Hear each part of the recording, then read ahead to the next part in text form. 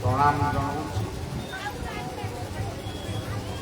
विश्वबंधु जगन्नाथ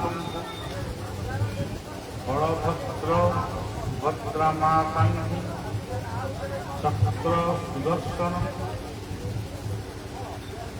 विनम्र भक्तिपूत प्रणति निवेदन एवं ये ग्रामर ठाकुराणी ब्राह्मण देवी माँ नारायणी एवं महादेव भक्ति चंद्रपाल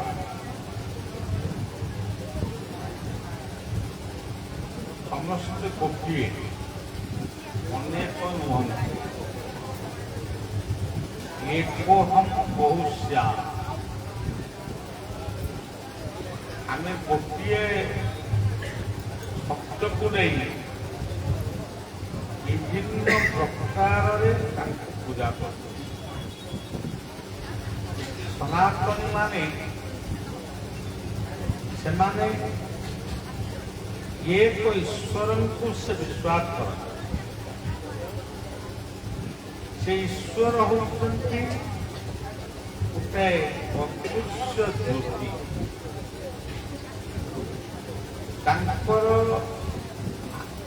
आम होती निराकार धाम जो धाम को सूर्य चंद्रादि देवता मान गले आउ फेरती ना से गीतार से परिष्कार भाव कहले न तद्भा श्रूयते सूर्य न शशांक न पावक यदगत्वान निवर्तन्ते श्रद्धाम परम ए गीतार जो गले सूर्य चंद्रादि देवता मान भी आउ फेरती ना ସେଇ ଗୋଟିକ ହଉଛି ମୋର।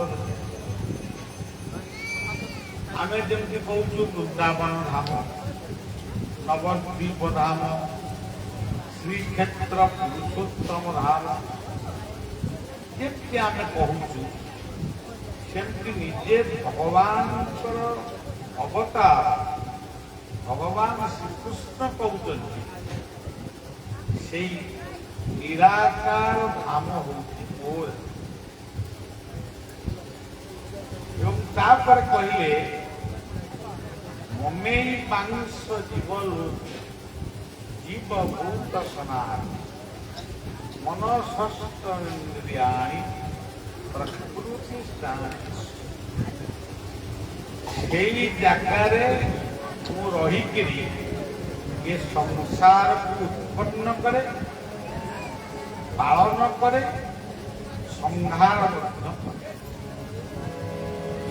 ଏଇ ଯୋଉ ଉତ୍ପନ୍ନ, ଉତ୍ପତ୍ତି, ସ୍ଥିତି ଆଉ ପ୍ରଳୟ, ଏ ତିନୋଟି ଶବ୍ଦର ଗୋଟିଏ ଶବ୍ଦ ହଉଛି ବା ଗୋଟିଏ ଅକ୍ଷର ହଉଛି ଓମ୍। ମୁଁ ହଉଛି ପ୍ରଣବ ସର୍ବବେଦୀ, ମୁଁ ହଉଛି ଓଙ୍କାର ରୂପୀ ପ୍ରଣବ। সকল মন্ত্র মধ্যে সার, ত্রিধাম ব্রহ্মমু ওঙ্কার। অতম সমানে ওম। এর অর্থ কোন? উৎপত্তি, স্থিতি ଆଉ ପ୍ରଳୟ। ଏଠି ବର୍ତ୍ତମାନ ଆପଣ ଗୋଟେ ନାମଯଜ୍ଞ ବା ସତ୍ସଙ୍ଗର ଆୟୋଜନ କଲେ। ଆଜି ତାର ଅଧିବାସ, ତେଣୁ ଇଏ ହଉଛି ସତ୍ସଙ୍ଗର ଉତ୍ପତ୍ତି। ବର୍ତ୍ତମାନ ସତ୍ସଙ୍ଗ ଚାଲିଲେଣି, ନାମ ବି ଚାଲିଲେଣି, ତେଣୁ ଇଏ କଣ? ଇଏ ହଉଛି ଉ କହିଲେ ସ୍ଥିତି। ଇଏ କାର୍ଯ୍ୟକ୍ରମ ପୁଣି ଆସନ୍ତାକାଲି ଶେଷ ହବ। ଇଏ ହଉଛି ମ। ଖାଲି ଏତିକି ବି ନୁହେଁ, ଜଣେ କୃଷକ କୃଷି କାର୍ଯ୍ୟ ଆରମ୍ଭ କରେ, ତାପରେ କୃଷି କ୍ଷେତ୍ରରେ ଯାହା ଆବଶ୍ୟକ ସିଏ ତାହା ହିଁ କରେ। ଶେଷରେ ଶସ୍ୟ ଆଣି ଘରେ ରଖେ। ଏଇ ହଉଛି ମ। ଯେଉଁମାନେ କହୁଛନ୍ତି ଯେ ଇଏ ମନ୍ତ୍ରଟା କେବଳ ହିନ୍ଦୁମାନଙ୍କର, ଆମେ ତାଙ୍କୁ ଠିକ ଭାବରେ ବୁଝେଇ ପାରୁନୁ। ଆମେ କହୁଛୁ ଇଏ ଆମ ମନ୍ତ୍ର। ଆମେ ଯେତେବେଳେ ଦାବି କରୁଛୁ ଏହା ଆମ ମନ୍ତ୍ର, ଅନ୍ୟମାନେ କହୁଛନ୍ତି ଇଏ ମନ୍ତ୍ର ଆମର ନୁହଁ। କିନ୍ତୁ ଇଏ ମ, ଇଏ ତିନୋଟି ଅକ୍ଷର ଭିତରେ ସମଗ୍ର ଜଗତ ରହିଛି। ଯାହାକୁ ହିନ୍ଦୁମାନେ କହୁଛନ୍ତି ବ୍ରହ୍ମା, ବିଷ୍ଣୁ, ମହେଶ୍ୱର। ଆମମାନଙ୍କର ଗୋଟେ ବିଶ୍ୱାସ ରହିଛି ବ୍ରହ୍ମାଙ୍କର ଗୋଟେ ଧାମ, ବିଷ୍ଣୁଙ୍କର ଆଉ ଗୋଟେ ଧାମ, ଶିବଙ୍କର ଧାମ।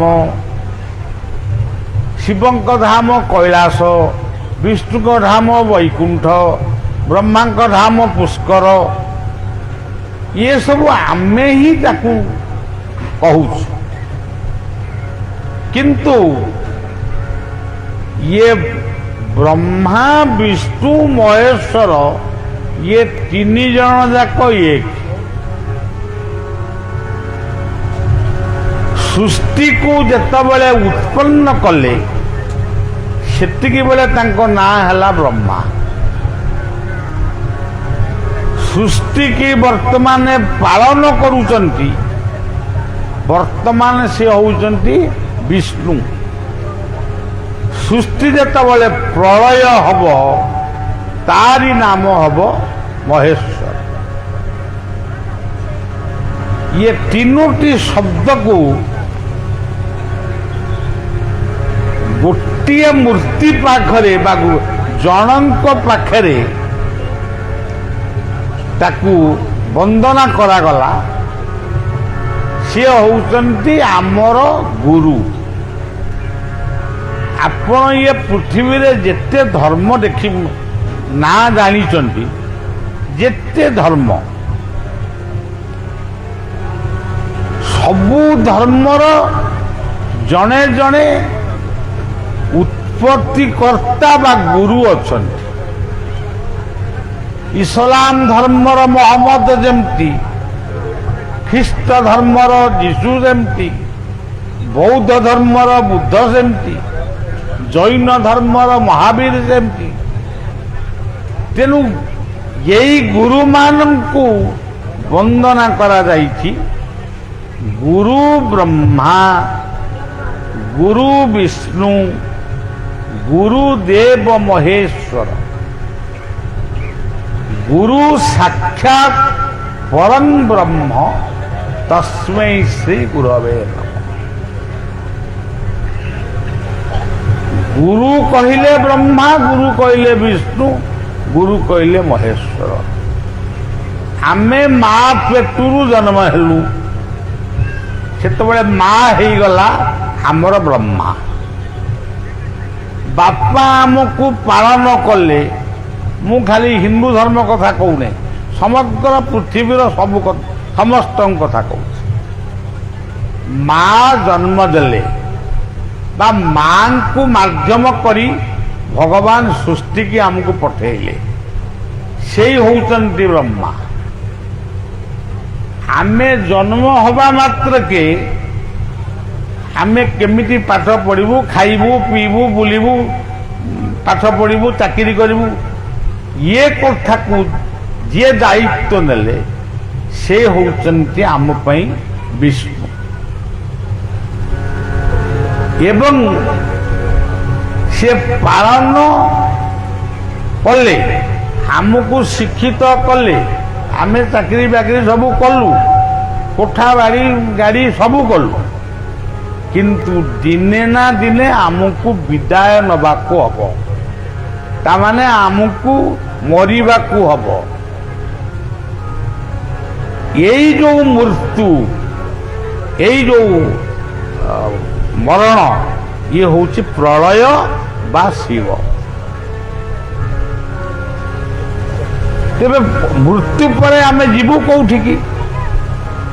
ଯେଉଁଠିକି ଯିବୁ ସେଇ ହେଉଛନ୍ତି ପରଂ ବ୍ରହ୍ମ। ଆମେ ଜଗନ୍ନାଥଙ୍କ ପାଖରେ ଆମେ ବହୁତ ମନ୍ତ୍ର ପଢ଼ୁ, କିନ୍ତୁ ପ୍ରକୃତରେ ଏତେ ମନ୍ତ୍ର ବି ଦରକାର ନାହିଁ। ଖାଲି ଯଦି ଆମେ କହିବୁ ପରଂ ବ୍ରହ୍ମ, ଏତିକି ହେଇଗଲା। ତାପରେ ଯୋଉ ଶବ୍ଦ ଅଛି ତାକୁ ନ କହିଲେ ବି ହବ। ପୁରା ଶୋକଟି ହଉଛି ପରଂ ବ୍ରହ୍ମ ପରଂ ଧାମ ପବିତ୍ରଂ ପରମଂ ପୁରୁଷଂ ଶାଶ୍ୱତଂ ଆଦିଦେବଂ। ଯଦି ଆମେ ଜଗନ୍ନାଥଙ୍କୁ ଏତିକି କହିଦେବୁ ବା ଏତିକି ପଢ଼ିକିରି ଯଦି ଆମେ ତାଙ୍କୁ ପ୍ରଣାମ ନିବେଦନ କଲୁ, ସେତିକି ଯଥେଷ୍ଟ। ଆପଣ କହିବେ ନାଇଁ ଇଏ ଶ୍ଳୋକ ଗୁଡ଼ାକ ଆମ ପାଟିରେ ପଶିବ। ଯଦି ଜଣେ ମୂର୍ଖ କହିବ ନାହିଁ ମୁଁ ଏ ସଂସ୍କୃତ ଶ୍ଳୋକରେ ମୁଁ ତାଙ୍କୁ ଡାକିବିନି, ତେବେ ଓଡ଼ିଆରେ କୁହ। ଓଡ଼ିଆରେ ଖାଲି ତାଙ୍କ ନାଁଟାକୁ ନିଅ, ତାରି ଭିତରେ ସବୁ କଥା ଅଛି। ଜଗନ୍ନାଥ ବଳ ଦେବ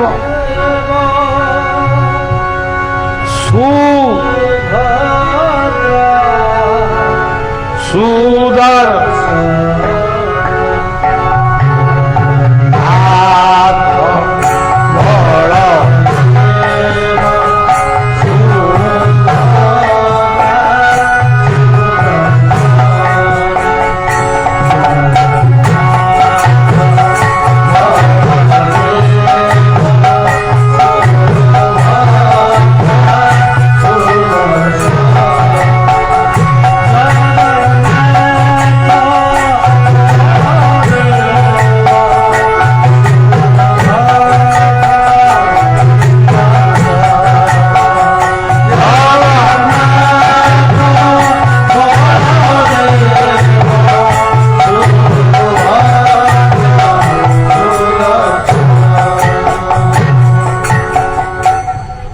ଗୋଟିଏ ସିଂହାସନ ଭିତରେ ଏ ଚାରୋଟି ମୂର୍ତ୍ତି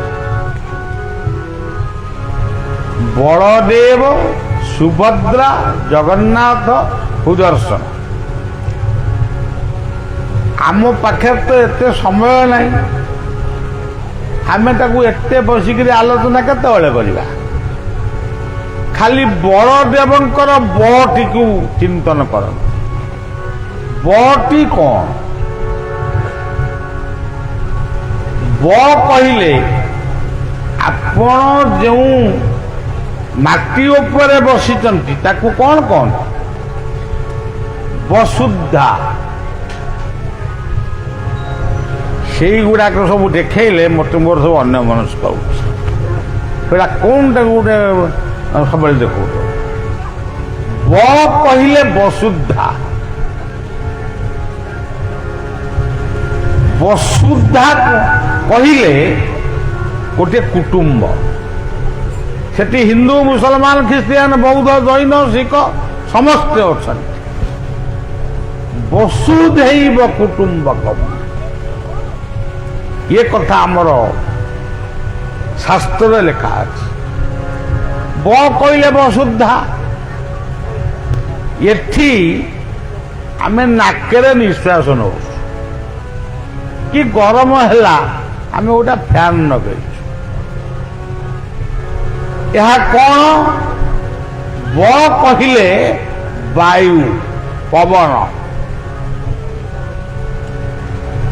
ବ କହିଲେ ବରୁଣ ବା ସମୁଦ୍ର। ଆମେ ତ ସମୁଦ୍ର କୂଳରେ ଅଛେ। ବ କହିଲେ ବହ୍ନି ବା ଅଗ୍ନି। ବ କହିଲେ ବ୍ୟାମ ବା ଆକାଶ, ଯେଉଁ ଯାହାକୁ ଆମେ କହୁଛୁ ସୂର୍ଯ୍ୟ ଚନ୍ଦ୍ର ତାରା ଗ୍ରହ ନକ୍ଷତ୍ର। ଆଚ୍ଛା, ଏଇ ଯେଉଁ ପାଞ୍ଚଟି ବରେ ଏ ପାଞ୍ଚଟି ଶବ୍ଦ ଆସିଲା, ଇଏ ପାଞ୍ଚଟି ଶବ୍ଦରୁ ଗୋଟିଏ ଶବ୍ଦ ଯଦି କାଟିଦେବେ ଆମର ପବନ ରହିବନି, ଆମେ ବଞ୍ଚିବା ତ।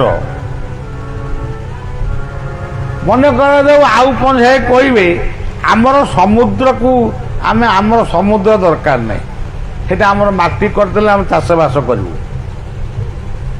ସେଇଟା କ'ଣ ସମ୍ଭବ? ପୃଥିବୀ ରହିପାରିବ?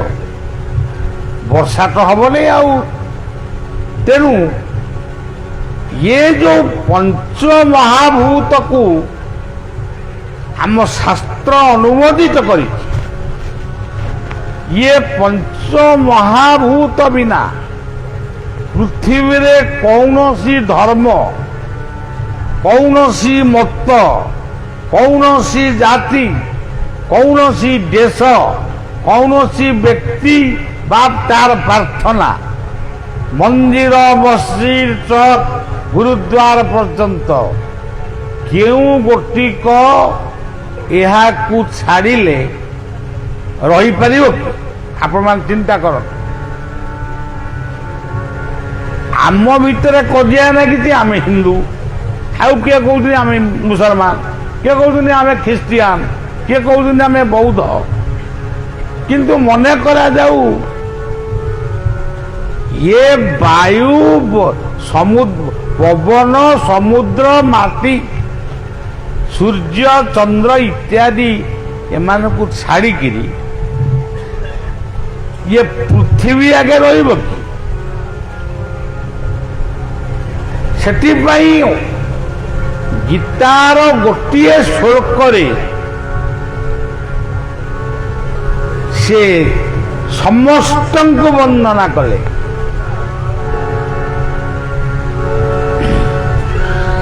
ବାୟୁର୍ଜମ ଅରୁଣ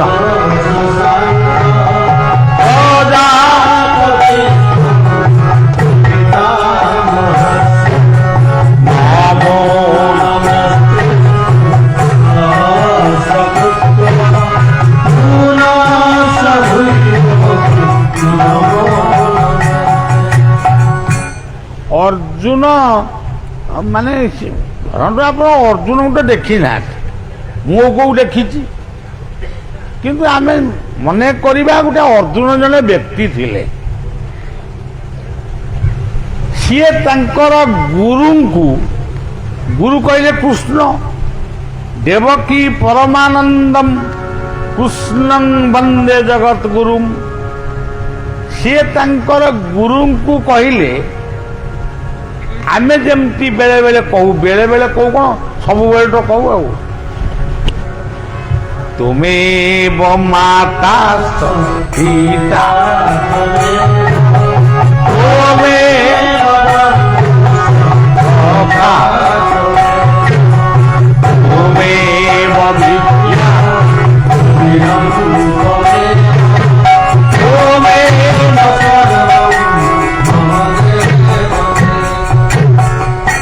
ଆମେ ଆମ ଘରେ ଯୋଉ ବୟସ୍କ ପିତା ମାତା କି ଅଜା ଇଏ ସବୁ ଅଛନ୍ତି, ତାଙ୍କୁ ଆମେ ଠିକ ସମୟରେ ଖାଇବାକୁ ପିଇବାକୁ ଦେଇପାରୁନୁ।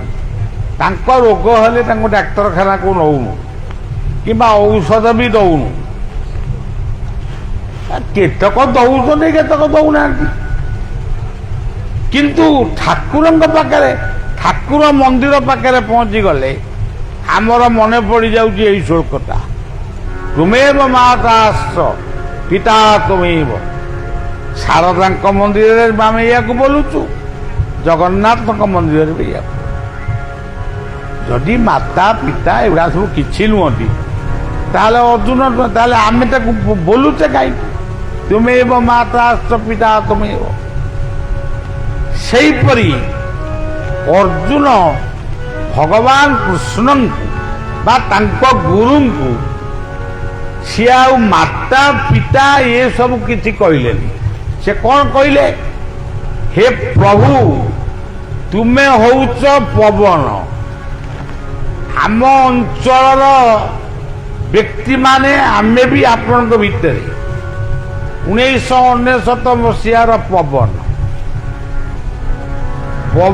ଯେତେବେଳେ ବିଶ୍ୱମୂର୍ତ୍ତି ଧାରଣ କରି ଆସିଲା, ସେ ସମୁଦ୍ର କୂଳରେ ଯୋଉ ଗାଁ ଗୁଡ଼ିକ ଥିଲା, ସେଠି କ'ଣ ମନ୍ଦିର ନଥିଲା?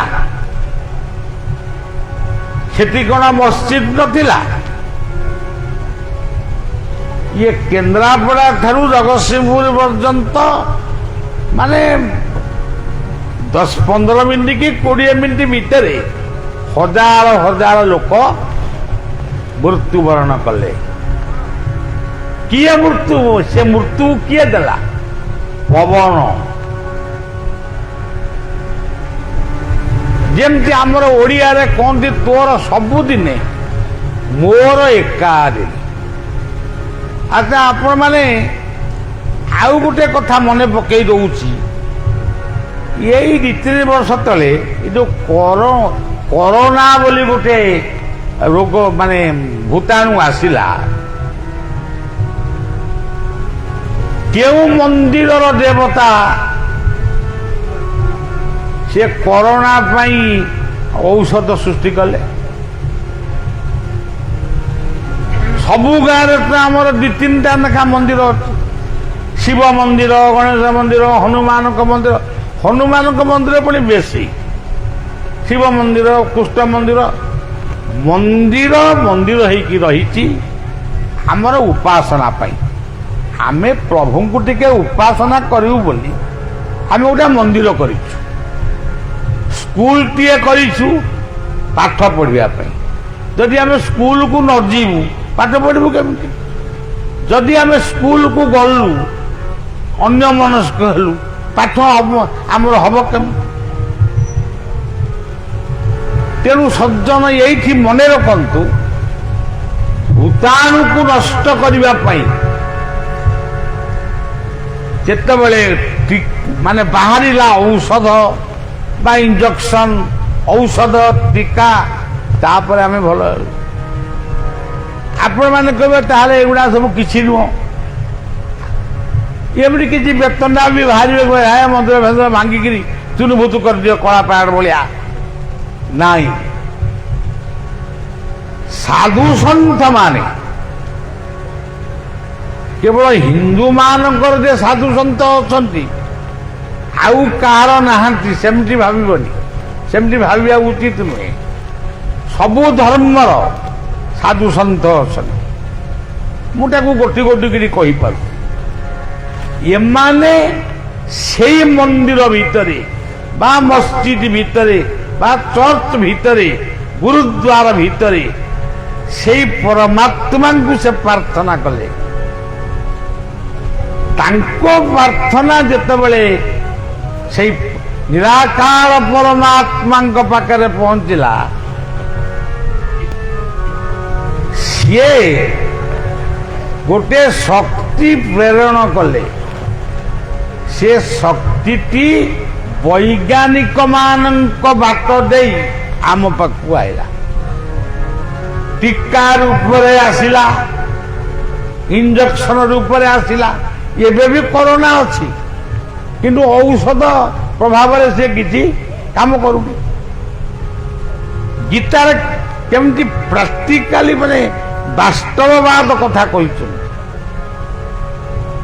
हे अर्जुन अहं क्रतुरहं यज्ञ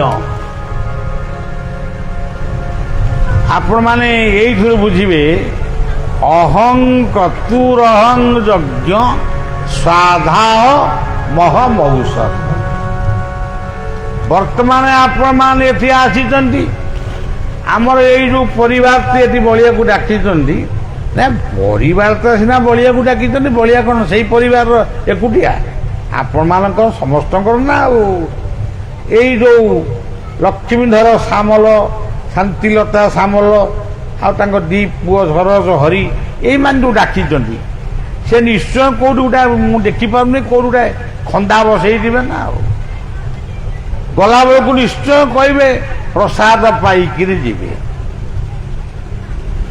तेरे सज्जन आपण कहतु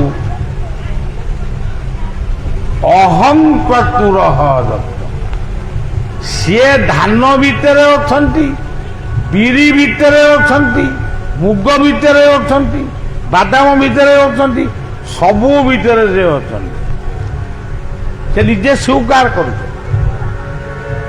एवं तापर कहिले तुमको जेते रोग होउची सबू रोगर औषध होउची मु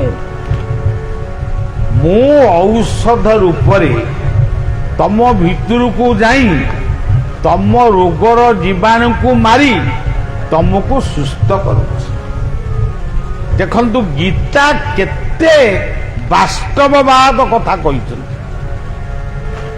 आउ गोटे जगह कहले कहले तमे जो खाद्य गुड़ाक खाऊच ताकू हजम करुछि किए अहं वैश्वानरा भूत्वा प्राणीनाम देहमाश्रिता प्राण पान समाज पच्चामेनम तत्व ତମେ ତମେ କହିଲେ ଆମେ ସମସ୍ତେ, କିଏ ସାଧା ଖାଉଛି କିଏ ଆମିଷ ଖାଉଛି। ଯୋଉ ପ୍ରକାର ଖାଦ୍ୟ ଆଜି ତ ଆପଣମାନେ ଦେଖିବେ, ମାନେ କୁକୁଡ଼ା ଚାଷ ହେଲାଣି। ଆଗରୁ ଆଖୁ ଚାଷ ହଉଥିଲା, ବାଦାମ ଚାଷ ହଉଥିଲା, ଏବେ ମାଛ ଚାଷ, ଆଉ ଗୋଟେ କଣ କୁକୁଡ଼ା ଚାଷ, ତାପରେ କୁମ୍ଭୀର ଚାଷ, ସବୁ ଗୋଟେ ଗୋଟେ ଚାଷ ହେଲେ। କିନ୍ତୁ ମଣିଷ ଚାଷ କେହି କରୁନାହାନ୍ତି। ଯେମିତି ସମୟ ଆସିବ ଆପଣଙ୍କର ମାନେ ମଣିଷ ଏମିତି, ଆପଣ ଦେଖିବେ ରୁଷିଆ ୟୁକ୍ରେନ ଯୁଦ୍ଧରେ ଲକ୍ଷ ଲକ୍ଷ ସୈନ୍ୟ ଲୋକ ମରିଗଲେ।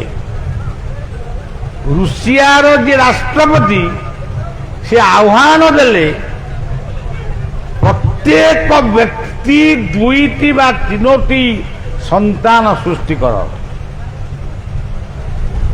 ଏବେ ଆମେ ଶୁଣିଲୁ ଚୀନ ଲୋକ ସଂଖ୍ୟାରେ ଗୋଟେ ବଡ଼ ଦେଶ, ତାଙ୍କ ଦେଶରେ ଏଇ ଯୋଉ ବର କନ୍ୟା, ଏଇ ଯୋଉ ସ୍ୱାମୀ ସ୍ତ୍ରୀ ଜୀବନ ଯାପନ କରିବା, ତାକୁ ଆଉ ଅନେକ ଯୁବକମାନେ ଯୁବତୀମାନେ ଚାହୁଁନାହାନ୍ତି।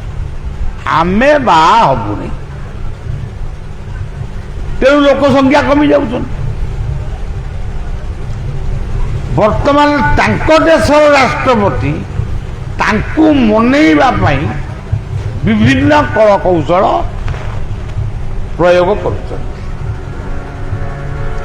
ତେଣୁ ଭଗବାନ ଗୀତାରେ କହୁଛନ୍ତି, ମୁଁ ହଉଛି ଶସ୍ୟ, ମୁଁ ହଉଛି ଔଷଧ, ମୁଁ ତୁମ ପେଟ ଭିତରେ, ଆମେ ଯାହାକୁ କହୁଛୁ ପେଟ, ସେଇ ପେଟ ଭିତରେ ଯୋଉ ଅଛି ଲିଭର, ସେ ଲିଭର ଭିତରକୁ ଯାଉଛି ଖାଦ୍ୟ, ଆମିଷ ଯାଉ କି ନିରାମିଷ ଯାଉ, ତାକୁ ହଜମ କରଉଛି କିଏ? ଜଠରାଗ୍ନି। କେତେ ସୁନ୍ଦର ବାସ୍ତବ କଥା। ସେ କଣ ଆମେ ଗୀତା ପଢୁଛୁ ବୋଲି ଆମରି ଖାଦ୍ୟକୁ ସେ ହଜମ କରୁଛନ୍ତି? ଯିଏ କୋରାନ ପଢୁଛନ୍ତି ତାଙ୍କୁ ତାଙ୍କ ଖାଦ୍ୟ ହଜମ ହଉନି। ଆମେ ବି ଭାତ ଖାଉଛୁ, ସେ ବି ଭାତ ଖାଉଛନ୍ତି। ଆମେ ରୁଟି ଖାଉଛୁ, ସେ ରୁଟି ଖାଉଛନ୍ତି। ଆମେରିକା ହଉ, ରଷିଆ ହଉ, ଚୀନ ହଉ, ଜାପାନ ହଉ, ଖାଦ୍ୟ ସମସ୍ତେ ଖାଉଛନ୍ତି। ଭୋକ କେବଳ କଣ ହିନ୍ଦୁକୁ କରେ? ଭୋକଟା ବି, ଭୋକ ହଉ ବା ଶୋଷ ହଉ, ସେ ସମସ୍ତଙ୍କୁ କରେ। ଭୋକ ହେଲେ ଖାଇବୁ, ଶୋଷ ହେଲେ ପିଇବୁ। ଆଜିକାଲି ଶୋଷ ହେଲେ ଆମ ପିଲାମାନେ, ଏଟା ପିଲାମାନେ ବହିଛନ୍ତି, ତାଙ୍କ ପାଇଁ ମୁଁ ପଦେ ଖାଲି କହିବା କଥା, ଆମେ ଯଦି ଶୋଷ କଲେ ଯାଇକିରି ମଦ ଦୋକାନରୁ ମଦ କିଣିକିରି ପିଇବୁ, କଣ ପ୍ରକୃତରେ ଏହା କଣ ମଣିଷ ପଣିଆ ହବ? ତମକୁ କଣ ଭଲ ପୁଅ ଝିଅ ବୋଲି କୁହାଯିବ? ତେଣୁ ମଦ ଛାଡ଼, ମାଦକ ଛାଡ଼, ଦେଶ ଗଢ଼। ମନ୍ଦିର ଗଢ଼ିବା ଆଉ ଦରକାର ନାହିଁ, ଘର ମନ୍ଦିରକୁ ଗଢ଼। ସିଏ ଘର ମନ୍ଦିରର ଦେବତା। ତମ ଗୁରୁଜନ ମାନେ ହଉଛନ୍ତି ମନ୍ଦିରର ଦେବତା। ଯେଉଁ ପିତାମାତାଙ୍କ ମାଧ୍ୟମରେ ହିନ୍ଦୁ ଜନ୍ମ ନେଇଛି, ସେଇ ପିତାମାତାଙ୍କ ମାଧ୍ୟମରେ ଖ୍ରୀଷ୍ଟିଆନ ଜନ୍ମ ହେଇଛନ୍ତି, ମୁସଲମାନ ଜନ୍ମ ହେଇଛନ୍ତି, ବୌଦ୍ଧ ଜନ୍ମ ହେଇଛନ୍ତି, ସମସ୍ତେ ଜନ୍ମ ହେଇଛନ୍ତି। ଗୋଟିଏ ଯଦି ସୂର୍ଯ୍ୟ, ସେ କଣ ଭାରତ ବର୍ଷକୁ କିରଣ ଦିଅନ୍ତି? ଗୋଟିଏ ହଉଛି ଚନ୍ଦ୍ର, ଗୋଟିଏ ସୂର୍ଯ୍ୟ।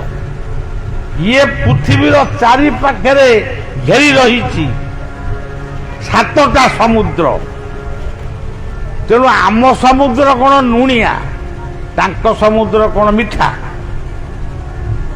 ସବୁ ସମୁଦ୍ର ପାଣି ହଉଛି ଲୁଣିଆ। ତେଣୁ ଆମେ ଯୋଉ ମତାନ୍ତର ସୃଷ୍ଟି କରୁଛୁ, ଏହା ଦ୍ୱାରା କେବଳ କଳି କଜିଆ ଯୁଦ୍ଧ ମାନେ ଏମିତି ସବୁ ମୃତ୍ୟୁ ଖଣ୍ଡିଆ ଘାବରା ଏଇଆ ହିଁ ସୃଷ୍ଟି ହବ। କିନ୍ତୁ ଭାଗବତ କହିଲେ ଏସବୁ ତୁମ ଜୀବନ ଲାଭ ନୁହେଁ। ତମେ ଗୋଟେ କୋଠା କରିଦେଲ, ଏଇଟା ଲାଭ। ସେ କୋଠାଟା ଯଦି ତମ ସାଙ୍ଗରେ ଯାଆନ୍ତା, ମଶାଣି ଯାକେ ଯଦି ବି ଯାଆନ୍ତା, ତାହେଲେ ତ ତମେ ଲାଭ କଣ? କିନ୍ତୁ ଲାଭଟା କିଏ?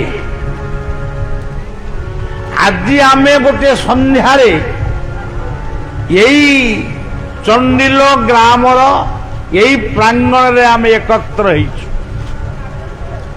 ଏଠି କଣ ଦିଆଯିବ? କଣ କମଳ ଦିଆହବ ନା ଭତ୍ତା ଦିଆଯିବ ନା କଣ ଗୋଟେ କିଛି ଦିଆଯିବ କି? ତ ସବୁ ଯୋଜନା ସରିଲାଣି। କାଳିଆ ଯୋଜନା, ବଳିଆ ଯୋଜନା ହେଇଛି କି ନାହିଁ ମୋ ମନେ ପଡୁନି। ସୁଭଦ୍ରା ଯୋଜନା, ସବୁ ଯୋଜନା ସରିଲାଣି।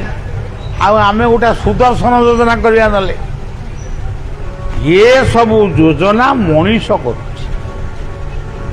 ଯିଏ ଯୋଜନା କରିବା ଲୋକ ସିଏ ମଣିଷକୁ ଦିବ୍ୟ ଜ୍ଞାନ ଦେଇ ପଠେଇଛି। ଏଇ ହଉଛି ଲାଭ।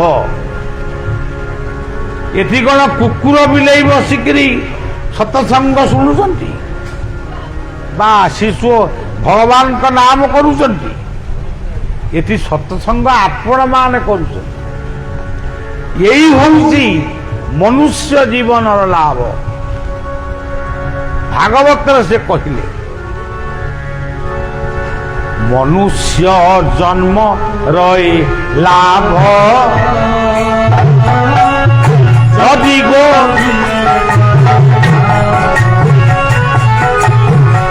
ମନୁଷ୍ୟ ଜନ୍ମ ଲାଭ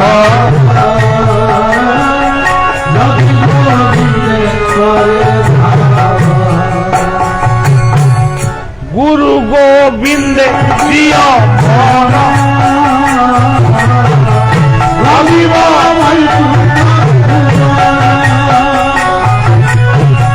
গুরু গোবিন্দে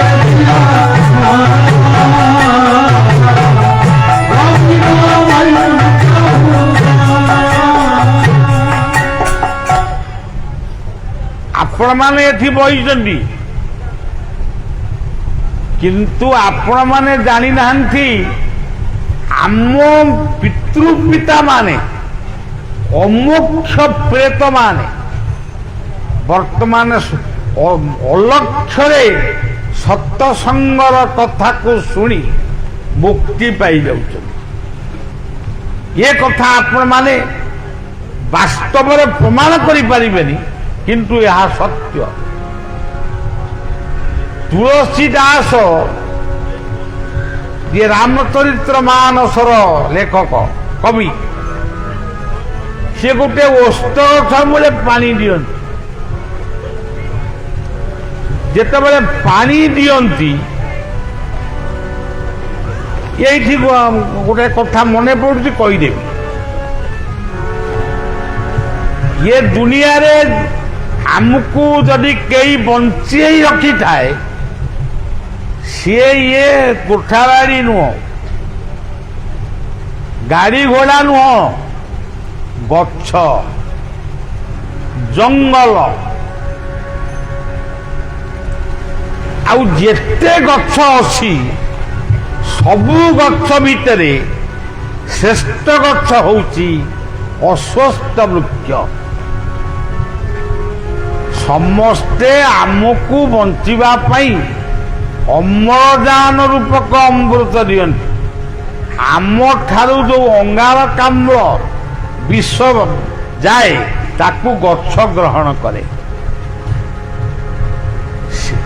ଶିବ ଗଛ ହଉଛନ୍ତି ପ୍ରତ୍ୟକ୍ଷରେ ମହାଦେବ,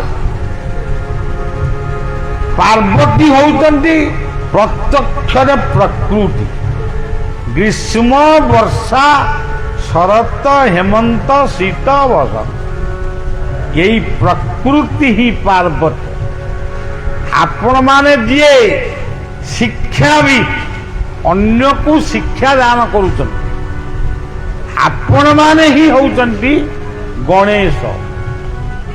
ଯେଉଁ ସୈନିକମାନେ ସୀମାନ୍ତରେ ବରଫ ଭିତରେ ଠିଆ ହୋଇ ଶତ୍ରୁକୁ ସାମ୍ନା କରୁଛନ୍ତି ସେମାନେ ହେଉଛନ୍ତି କାର୍ତ୍ତିକ। ଆଉ ଗୋଟେ ଷଣ୍ଢକୁ ରଖିଛନ୍ତି ମୂର୍ତ୍ତି କରି, କହୁଛନ୍ତି ଶିବଙ୍କର ବାହନ କାଳେ ବୃଷଭ। ଏ ଯୋଉ ବୃଷଭ ମାନେ ବୁଲୁଛନ୍ତି ରାସ୍ତାରେ ସେଇ ବୃଷଭ ଶିବଙ୍କର ବାହନ। ସିଏ ହଉଛନ୍ତି ଧର୍ମ ରୂପକ ବୃଷଭ। ତେବେ ଧର୍ମଟିର ନାଁ କଣ? ଆପଣ ସାଙ୍ଗେ ସାଙ୍ଗେ କହିବେ ଆମ ଧର୍ମ ହିନ୍ଦୁ। ପ୍ରକୃତରେ କିଏ କହିବ ମୁସଲମାନ, କିଏ କହିବ କିଏ। କିନ୍ତୁ ବଳିଆ ଯେତିକି ଜାଣିଛି ସୃଷ୍ଟି ଉତ୍ପନ୍ନ ବେଳେ କୋଉ ଧର୍ମ ଥିଲା, କୋଉ ଧର୍ମ ସେତେବେଳେ ପୃଥିବୀକୁ ଧାରଣ କରିଥିଲା? ଧର୍ମ କହିଲେ ସୂର୍ଯ୍ୟ, ଚନ୍ଦ୍ର, ମାଟି, ପାଣି, ପବନ, ଏଇ ହଉଛି ଧର୍ମ। ଏଇ ଧର୍ମରୁ ବିଭିନ୍ନ ଧର୍ମ ବାହାରିଲା। ଧର୍ମ ଏକ ପୋତ ବଢିଛନ୍ତି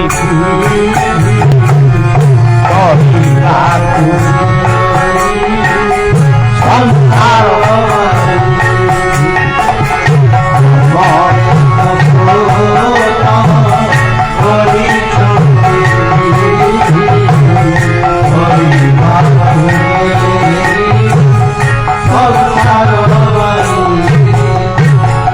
ଯେତେ ଗଛ ଅଛି ଓସ୍ତ ଗଛ ବା ଅଶ୍ୱସ୍ଥ ଗଛ ସବୁଠାରୁ ବେଶୀ ଅମୃତ ଆମକୁ ଦାନ କରେ।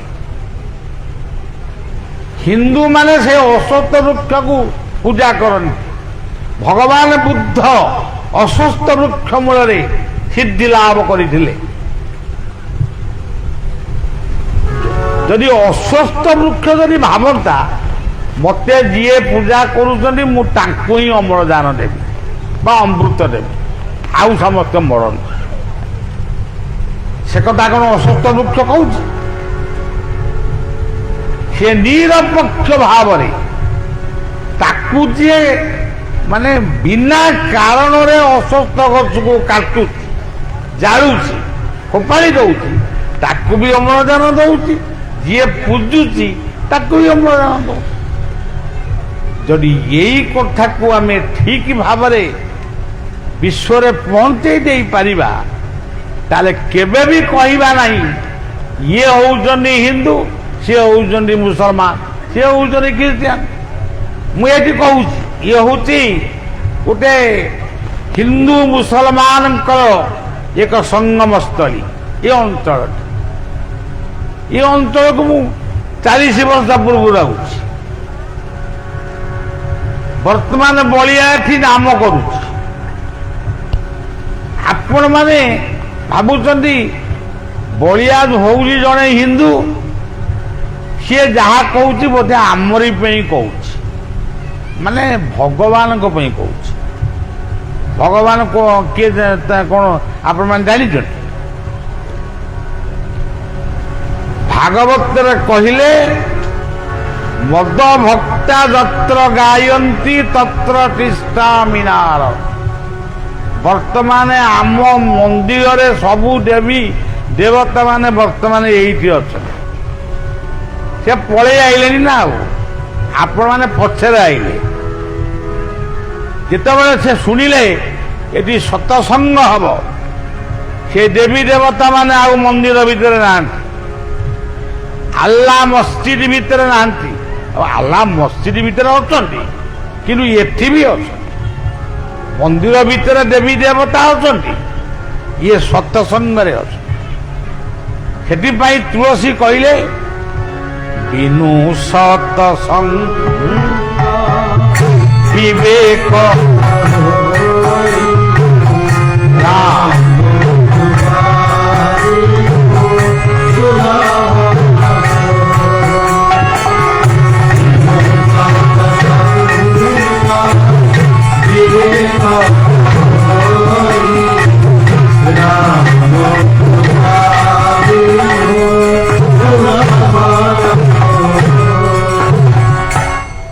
ସଜ୍ଜନ କଥାଟା ହେଲା ଯେ ବର୍ତ୍ତମାନ ତୁଳସୀ ଦାସ ଗାଧେଇ ସାଇଲା ପରେ ଗୋଟେ ଅଶ୍ୱତ୍ଥ ବୃକ୍ଷରେ ପାଣି ଦିଅନ୍ତି। ନାମ କଣ କରନ୍ତି? ଶ୍ରୀରାମ ଜୟ ହେ ରାମ ଜୟ ଶ୍ରୀରାମ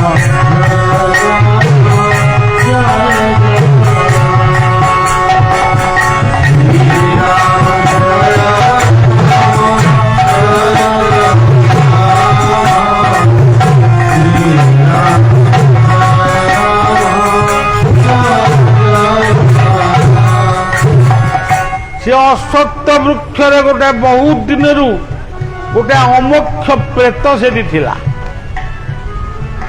ସିଏ ଦିନେ ଛାଇ ରୂପ ଧରି ତୁଳସୀ ଦାସଙ୍କ ସାମ୍ନାରେ ଠିଆ ହେଲା। ତୁଳସୀ ଦାସ କହିଲେ ତୁ କିଏ? ନା ମୁଁ ଗୋଟିଏ ପ୍ରେତ। ତୁ କୋଉଠି ଥିଲୁ? ନା ଏଇ ଅଶ୍ୱତ୍ଥ ବୃକ୍ଷରେ ଥିଲି। ଆଜି କାହିଁ ବାହାରିଲୁ? ଆଜି ମୁଁ ମୁକ୍ତି ପାଇବି, ଆଉ ଅଳ୍ପ ସମୟ ପରେ ମୁଁ ବୈକୁଣ୍ଠକୁ ଯିବି। କେମିତି ମୁକ୍ତି ପାଇବି? ଆପଣ ଯୋଉ ପବିତ୍ର ରାମ ରାମ ନାମ କରି ମତେ ଜଳ ଟିକେ ଦାନ କରୁଛନ୍ତି, ସେଇ ପବିତ୍ର ରାମ ନାମ ଶବ୍ଦରେ ମୁଁ ଆଜି ମୁକ୍ତି ପାଇବି, ମୁଁ ବୈକୁଣ୍ଠକୁ ଯିବି। ତୁଳସୀ ଦାସ ସାଙ୍ଗେ ସାଙ୍ଗେ କହିଲେ ତମେ ମୋ ନାମ ଶୁଣିକିରି ମୁକ୍ତି ପାଇବ? ନା ହଁ। ସେ ପ୍ରେତ କହୁଛି ତମ ପାଇଁ ମୁଁ ଯେତେବେଳେ ମୁକ୍ତି ପାଇବି ତମେ ଗୋଟେ ବର ମାଗ, ମୁଁ ବର ଦେବି। ତୁଳସୀ ଦାସ ଭାବିଲେ ଇଏ ଗୋଟେ ପ୍ରେତ, ଇଏ କି ବର ଦେବ? ତମେ କି ବର ମତେ ଦେବ? ମୁଁ ଯାହା ଖୋଜୁଛି ତମେ କଣ ଦେଇପାରିବ? ନା ତମେ କୁହ କଣ ତମେ ବର ମାଗୁଛ? ତୁଳସୀ ଦାସ କହିଲେ ମୁଁ ବର ମାଗୁଛି ରାମଙ୍କୁ ଦେଖିବି।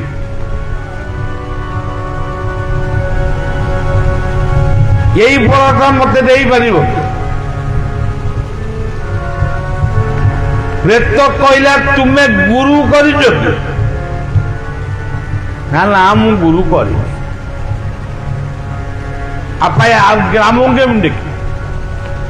ଏଇ ଯୋଉ ପାହାଡ ଦେଖାଯାଉଛି, ଏଇ ପାହାଡ ତଳେ ରାମାୟଣ ପାଠ ହଉଛି। ଗୋଟିଏ ବୃଦ୍ଧ ମାନେ ବୟସ୍କ ଲୋକ ଆଗେ ଆଉଛି ଲଣ୍ଠନଟିଏ ଧରିକିରି, ସବା ପଛରେ ଯାଉଛି। ସେଇ ହଉଛନ୍ତି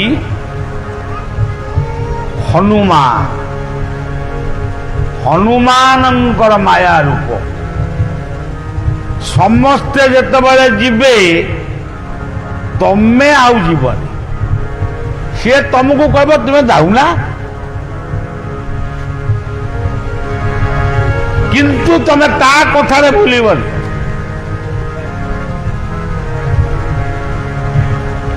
ତମେ ଗୋଟିଏ କଥା କହିବ,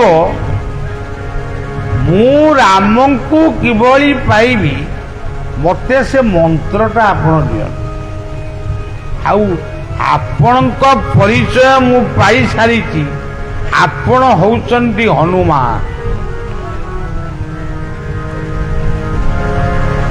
ଇଏ କଥାକୁ ଶୁଣି ସେ ଯାହା କହିଥିଲେ ପ୍ରେତ ଯାହା କହିଥିଲା ସେ କଥାକୁ ତୁଳସୀଦାସ ପାଳନ କଲେ। ପାହାଡ଼ ତଳକୁ ଗଲେ, ଗୋଟିଏ ବୟସ୍କ ଲୋକ ଲଣ୍ଠନଟିଏ ଧରି, ଭଗବାନ ଲଣ୍ଠନକୁ ତ ସେଇ ତିଆରି କରୁଛନ୍ତି, ଆଉ ଲଣ୍ଠନ ଧରିଲେ କ୍ଷତି କ'ଣ? ସେଇ ହଉଛନ୍ତି ଲଣ୍ଠନ, ସେଇ ହଉଛନ୍ତି ଟର୍ଚ୍ଚ ଲାଇଟ୍, ସେଇ ହଉଛନ୍ତି ହାଲୋଜିନ, ସବୁ ତ ସେଇ। ଆଉ କ'ଣ ଏଇ ଯୋଉ ଆମେ ଆଇଲା ବେଳେ ଯୋଉ ଡ୍ରୋନଟା କ'ଣ ଉଡଉଥିଲେ ପିଲା କିଏ, କ'ଣ ମୋ ଫଟୋ ଫଟୋ ଉଠେଇଲେ କି କ'ଣ କରୁଥିଲେ? ବାବୁ ଆମ ଶ୍ରୀମନ୍ଦିର ଉପରେ ବି ଡ୍ରୋନ୍ ଉଡ଼ିଲା। ଯାହା ହଉ ଭଲ ଭଲ ଭଲ ପାଇଁ, ମଣିଷର ଭଲ ପାଇଁ ସବୁ କଥା ସୃଷ୍ଟି ହଉଛି, କିନ୍ତୁ ମଣିଷଟାକୁ ବେଳେ ବେଳେ ଭଲର ବିପରୀତ କଥାଟାକୁ ଚିନ୍ତା କରୁଛି। ହନୁମାନ ସେ ବୟସ୍କ ଲୋକଟି ଆସିଲେ, ଇଏ ରାମାୟଣ ଶୁଣିଲେ, ତାଙ୍କୁ କହିଲେ ତମେ ଯାଉନା? ନା ଆପଣ ଯାଉନାହାନ୍ତି? ନା ତମେ ଗଲେ ମୁଁ ଯିବି। ନା ମୁଁ ଯିବିନି। ହନୁମାନ କହିଲେ କଣ? ସେଇଠି ସେ ସାଷ୍ଟାଙ୍ଗ ଦଣ୍ଡବତ କଲେ।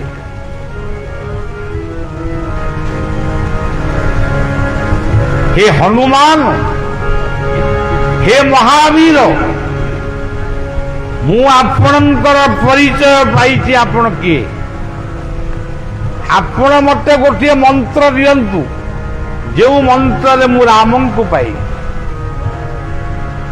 सी जेते भूलेले ये जमा बोले, से प्रेत कथा को मने पकेले। शेषे से गोटे मंत्र देले, कहले आजी ठारू काली ठारू आउ ये सभारे मते देखिबनी। आज शेष संध्या तमे मोर परिचय पाइल, तेणु मु भी आज विदाय नौची। मु आउ एठिक आसी किंतु रामायण पाठ। तेणु सज्जन, मंत्रर शक्ति रही, प्रार्थनार शक्ति रही। तेणु मु आपण को कोटा कहूँ, वायुपुत्र हनुमान, बलवान भक्तवीर हनुमान, ये हूँ आम देहरे बल थिबारु आमे आई। मनर बल, धनर बल, जनर बल, ये इलेक्ट्रॉनिक पावर, कंप्यूटर, ये सबू बल होउचंती बलदेव। नथाऊ पछे पाखरे धन, मनरे अच्छी बल। मनर बले करि पारे दुनिया आउ पछे मनरे अच्छी, मनर बले करि पारे। यही बहुचंती ब्रह्म, जहां को समस्ते डाकुचन। आमे डाकुचु भगवान। या भगवान को भ कहले भव बा पृथ्वी, ग कहले ये पृथ्वीर गति, समुद्रर गति, पवनर गति, सूर्यंकर गति, चंद्रमार गति, ये होची ग। ए ब भगवान ग, भ ग, ग कहले गुरु, ग कहले गोविंद, ग कहले गोमाता, ग कहले गंगा, ग कहले गायत्री, आउ ग कहले गोमाता। या कही सारे ना कौन? तेणु ଇଏ ଗ ଭିତରେ ଏତେ କଥା ଅଛି। ଆଜି ଗ କୁ ଆପଣ ମାନେ ସବୁ ଛାଡି ଦେଇଛନ୍ତି, ସେ ରାସ୍ତାରେ ବୁଲୁଛନ୍ତି।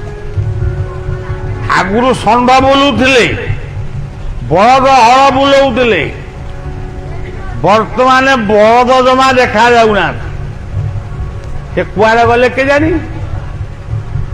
ଆଉ ଗାଈ ଦେଖା ଯାଉଛନ୍ତି, ସେ ଟୋପାଏ ଟୋପାଏ କ୍ଷୀର ଦଉଛନ୍ତି ବୋଲି ସିଏ ଟିକେ ଦେଖା ଯାଉଛନ୍ତି, କିନ୍ତୁ ଗୁହାଳ ନାହିଁ, ତାଙ୍କ ପାଇଁ ପଘା ନାହିଁ। କିନ୍ତୁ ଆହ୍ୱାନ ଆମେ ଦଉଛୁ ଗୋ ହତ୍ୟା ବନ୍ଦ, କିନ୍ତୁ ଆରେ ଗାଈକି ହତ୍ୟା କରିବା ପାଇଁ ଆମେ ବିକ୍ରୟ ମଧ୍ୟ କରୁଛୁ। ତେଣୁ ହ ଆଉ ଗ, ଭଗ ବା କହିଲେ ନିଶ୍ୱାସ ପବନ। ଭାଗବତରେ କେମିତି କହିଲେ,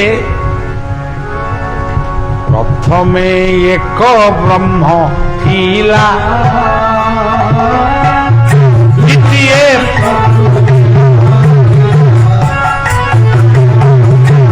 ପ୍ରଥମେ ଏକ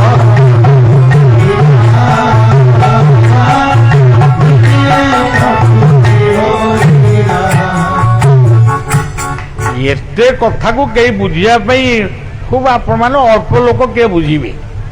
ତେଣୁ ଏତେ କଥା ଆମେ କଷ୍ଟିଆ କଷ୍ଟିଆ କଥା କହିବା। ପ୍ରଥମେ ନିରାକାର ଥିଲେ, ସୃଷ୍ଟି ଯେତେବେଳେ ସୂର୍ଜନା କଲେ ସେତେବେଳେ ପ୍ରକୃତି ମାକୁ ଜନ୍ମ ଦେଲେ, ସେଇଠି ବଟା ପୁଣି ବାରେ ପରିଣତ ହେଲା। ଆପଣମାନେ ଆମ ମା ମାନେ ତ ବେଶୀ ଗାଆନ୍ତି, ଏବେ ଆଉ ଗାଉନଥିବେ, ଗାଉଛନ୍ତି କି କଣ ମୁଁ କହିପାରିବି। ମୁଁ ଯାଇ ଆର ଜନ୍ମରେ କୋଉ ଜନ୍ମ ହେଲେ ମୋ ମା କଣ ଗୀତ ଗାଇବେ ମୁଁ ଶୁଣିବି, କିନ୍ତୁ ମୋ ପିଲାଦିନେ ମୁଁ ସେଇ ଗୀତ ଶୁଣି ଢୋରେ ବାଇ ଢୋରେ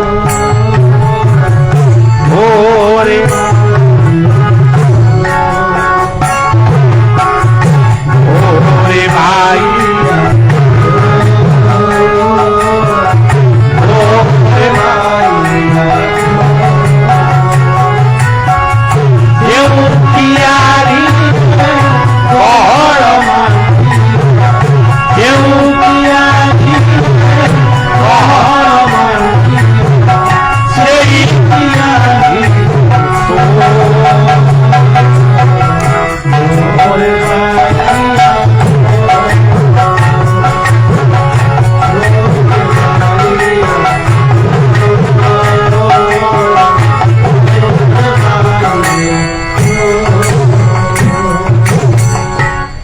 ବା କହିଲେ ନିଶ୍ୱାସ, ଇ କହିଲେ ଈଶ୍ୱର। ସେ କୋଉଠି ଅଛନ୍ତି? ଆମ ହୃଦୟରେ ଅଛନ୍ତି।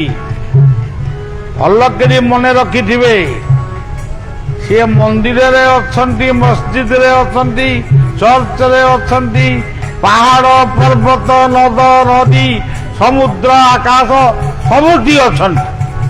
କିନ୍ତୁ ତମେ କୋଉଠି ଚିନ୍ତା କରିବ? ବିଛଣାରୁ ଉଠିବା ମାତ୍ରକେ ଏଇ ହୃଦୟ ମନ୍ଦିରକୁ ଚିନ୍ତନ କରିବ, ଏଇଠି ସେ ଅଛନ୍ତି। ଏଇଟା ମୁଁ କହୁନି, ଗୀତା କହୁଛି। ଈଶ୍ୱର ସର୍ବଭୂତାନାଂ ହୃଦୟ ସ୍ୱର୍ଜୁନ ତିଷ୍ଠ। ସେ ହୃଦୟରେ ଅଛନ୍ତି। ତା ନାଁ କଣ? ସେ କୋଉ ନାଁରେ ଅଛନ୍ତି? ଆ କହିଲେ ଆତ୍ମା। ସିଏ ଖାଲି ବାବାଜୀ ବୈଷ୍ଣବଙ୍କ ପାଖରେ ନାହାନ୍ତି। ଗୀତାର ପଞ୍ଚମ ଅଧ୍ୟାୟରେ କହିଲେ ବିଦ୍ୟା ବିନୟ ସମ୍ପନ୍ନେ ବ୍ରାହ୍ମଣେ ଗବିହସ୍ତେ ସୁନୀଚୈବ ପଣ୍ଡିତ। ତାକୁ ଭାଗବତ ଆହୁରି ସରଳ କରିଦେଲେ, ସକଳ ଘଟେ ନାରାୟଣ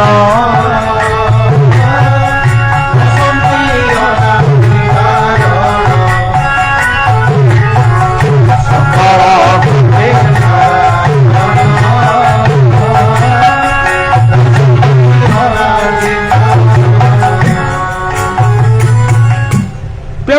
ତାକୁ ସେଇଭଳି ବିଶ୍ୱାସରେ ଖୋଜିଲେ ହବ ନା।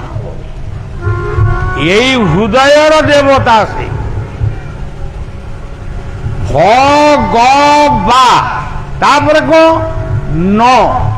ନଟି କଣ ନମ୍ରତା। ଯେଉଁଠି ନମ୍ରତା ଅଛି ଭଗବାନ ସେଇଠି ଅଛନ୍ତି। ଯେଉଁଠି ପାଣ୍ଡିତ୍ୟର ଅହଙ୍କାର ଅଛି, ଗର୍ବ ଅଛି, ହିଂସା ଅଛି, ମିଥ୍ୟା ଅଛି, ସେଠି ଭଗବାନଙ୍କର ମନ୍ଦିର। ମୁଁ ଗୋଟେ ଜାଗାକୁ ଯାଇଥିଲି କଥା କହିବା ପାଇଁ, ଏଟା ବ୍ରହ୍ମପୁର ଆସ୍କା ଚିନି କଳ ଦୌଡ଼ିଥିଲା। ଗୋଟେ ଲୋକ ମଦ ବେପାରୀ ସିଏ ଗୋଟେ ମନ୍ଦିର କରିଛି, ତାକୁ ଦେଖିବ ମାନେ ତାକୁ ଦେଖିବାକୁ ହବ, ଚିନ୍ତା କରିବାକୁ ହବ ଇଏ କଲା କେମିତି। ସେଇ ମନ୍ଦିରରେ ମୋର ସଭା, ମୁଁ ଗୀତା ଟିକେ କହିବି। ମତେ ତ ବେଶୀ କଥା କହି ଆସେନା, ଯେତିକି ଯାହା ମୁଁ ଜାଣିଥିଲି ଟିକେ କହିଲି। ଶେଷ ଦିନ ମୁଁ ଜାଣିବାକୁ ପାଇଲି ଆକୁ କିଏ, ଆର ଓନର କିଏ, ଆକୁ କରିଛନ୍ତି କିଏ। ସିଏ ଗୋଟେ ନାଁ କହିଲେ। ସେ କଣ କରନ୍ତି ନା ମଦ ବେପାର କର। ମୁଁ କହିଲି ଆଗେ ମତେ କହିଥିଲେ ମୁଁ ଜମା ସେଠି କହିନଥାନ୍ତି। ସିଏ ଭାବୁଥିବେ ମୁଁ ମଦ ବିକ୍ରି କରି ଯେତେ ଯୁବକ ମାନଙ୍କ ଜୀବନକୁ ନଷ୍ଟ କଲେଣି, ମୁଁ ତାଠାରୁ ଆହୁରି ଅଧିକ ଅର୍ଥ ଉପାର୍ଜନ କରିଛି। ସିଏ ଅର୍ଥରେ ଯଦି ଗୋଟେ ମୁଁ ମନ୍ଦିର କରିଦେବି, ମୋ ପାପ ଯାକ ସବୁ ଚାଲିଯିବ, ମୁଁ ପୁଣ୍ୟ ପାଇବି। ଏପରି କଥା ଭାବି କୌଣସି ମନ୍ଦିର, ମଠ ମନ୍ଦିର କରନା କି ମଠ ମନ୍ଦିରକୁ ଯାଅନା। ତେଣୁ ଭଗବାନଙ୍କର ପ୍ରଥମ ଅକ୍ଷର ହଉଛି ଭ। ଭ କହିଲେ ଭକ୍ତି। ଭକ୍ତିଟା କଣ? ଭ କହିଲେ ଭବ, ପୁଣି ଭ କହିଲେ ଭକ୍ତି। ଆପଣମାନେ ଭକ୍ତିରେ ବସିଛନ୍ତି, ଯିଏ ବଳିଆକୁ ଡାକିଛନ୍ତି ସେ ଭକ୍ତିରେ ଡାକିଛନ୍ତି। ଯଦି ଭକ୍ତିରେ ଯଦି ପ୍ରୀତି ନାହିଁ, ତାହେଲେ ସେ ଭକ୍ତି ହେଲା ମାନେ ମୂଲ୍ୟ କିଛି ନାହିଁ। ସେ କେମିତି କହୁଛନ୍ତି ଭାଗବତରେ, ଭକ୍ତିରେ ପ୍ରୀତି ନାହିଁ ଯାର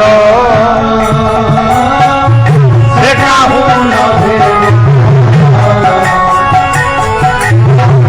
ଭକ୍ତିରେ ପ୍ରୀତି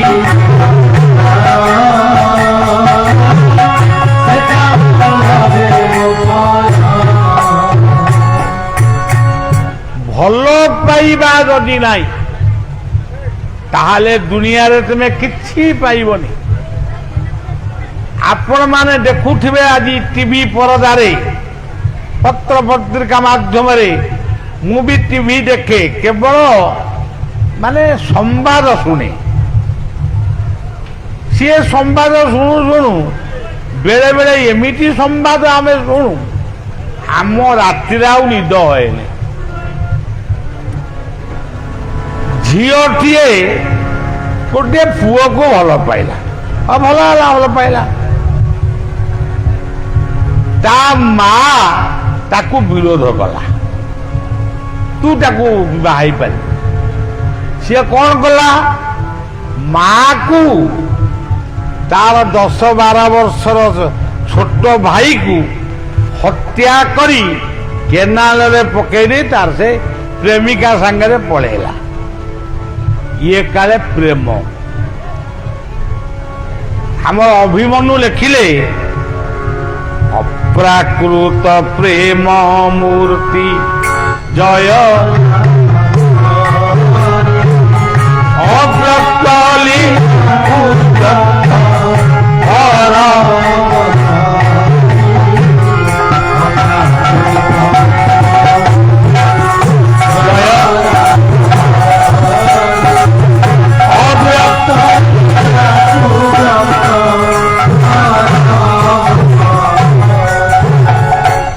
ଯେଉଁମାନେ ଭଲ ପାଇବାକୁ କହୁଛନ୍ତି ଲଭ୍, ସିଏ ଆଗେ ଜାଣିଛନ୍ତି what is love. LOVE love. L କଣ? Love, love life, obedient of life, sweet version of life, eternal of life.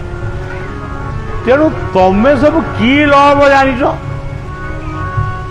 ଆମେ ଭଗବାନଙ୍କୁ ଲଭ୍ କରିକିରି ଆମର ଜମି ଥିଲା, କୋଠା ଥିଲା, ବାପା ଥିଲେ, ବୋଉ ଥିଲେ, ଭାଇ ଥିଲେ, ମାମୁଁ ଥିଲେ, ମାଇଁ ଥିଲେ, ଆମେ ତାକୁ ସବୁ ଛାଡ଼ି ପଳେଇ।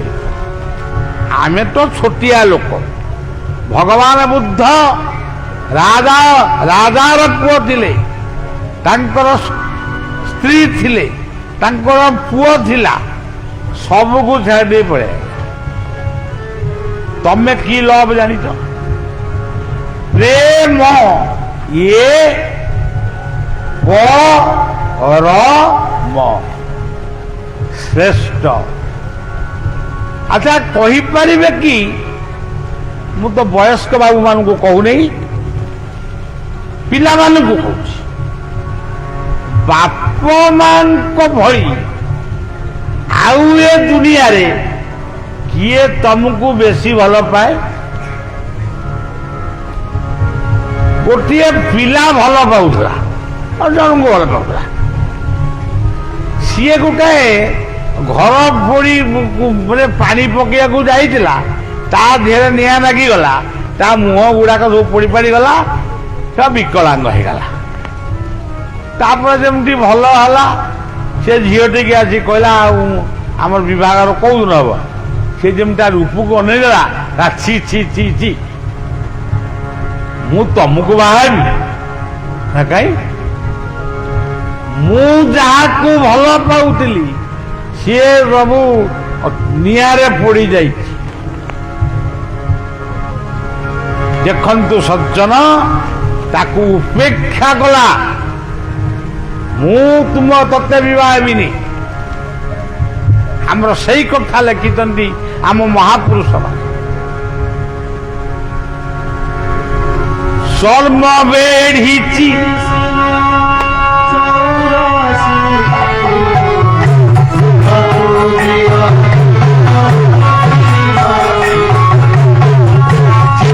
ପ୍ରତିମା ପ୍ରାୟ ଦିଶୁ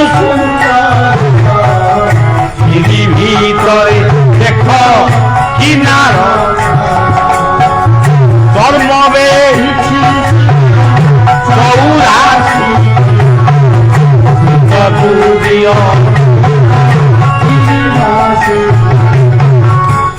ଜୀବନର ଏଇ ହଉଛି ଲାଭ। ତେଣୁ ସଜ୍ଜନ, ଏଇ ହଉଛନ୍ତି ପ୍ରକୃତ ଭଗବାନଙ୍କର ଭକ୍ତ।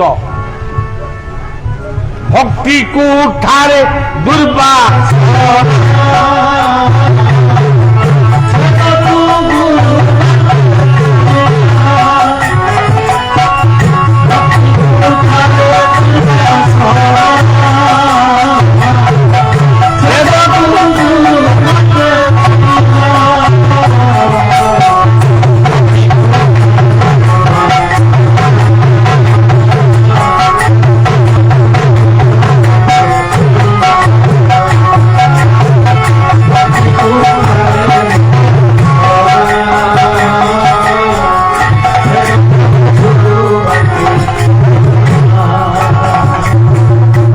ସଜ୍ଜନ, ଏମିତି କଥା ସବୁ କହିଲେ ରାତି ପାଇବ। ରାତି କଣ ପାଇବ? 10-15 ରାତି ଚାଲିଯିବ, ତଥାପି ଚଳିବ ନାହିଁ। ଅନନ୍ତଙ୍କ କଥା ସବୁବେଳେ ଅନନ୍ତ। ମୁଁ ଗୋଟେ ଛୋଟିଆ ପତଙ୍ଗ, ମୁଁ ଆପଣମାନଙ୍କୁ କଣ କହିବି? ମୋ ଜୀବନର ଯେତିକି ଅନୁଭୂତି ये समग्र भारत वर्ष बुली मु पाई, ताकू जदि बखाणी सी मास मास धरी शेष हम नहीं। आमे केवल मंदिर गढ़ुचु सीना, କିନ୍ତୁ ଆମର ସେଇ ଭଲ ପାଇବା ନାହିଁ। ରାମଙ୍କୁ ମନ୍ଥରା ବେଶୀ ଭଲ ପାଉଥିଲା। ଆପଣ କହିବେ ମନ୍ଥରା ରାମଙ୍କୁ ବେଶୀ ଭଲ ପାଉଥିଲା, ଆପଣଙ୍କ ମନକୁ ଯିବନି, କିନ୍ତୁ ମୋ ମନକୁ ତ ଯାଏ। ଆଉ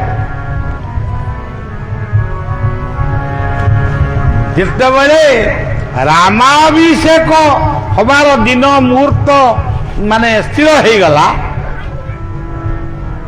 ମନ୍ଥରା ଶୁଣିଲା ରାମ ରାଜା ହେବେ। ସେତିକି ବେଳେ ତାଙ୍କର ମନେ ପଡ଼ିଗଲା ମୁଁ କିଏ। ମନ୍ଥରାର ମନେ ପଡ଼ିଗଲା ମୁଁ କିଏ। ମୁଁ ହଉଛି ଯୋଗମାୟାଙ୍କର ପ୍ରେରିତ ଜଣେ ଦୂତ। ମୁଁ କାହିଁକି ଆସିଥିଲି? କୈକେୟୀଙ୍କ ପାଖରେ ସେବିକା ହେବି। ଆଉ ଯେତେବେଳେ ରାମ ଯେତେବେଳେ ରାଜା ହେବେ, ମୁଁ କୈକେୟୀଙ୍କି କହିବି ତୋ ପୁଅ ଭରତ ରାଜା ହବ, ରାମ ଜଙ୍ଗଲକୁ ଯିବ।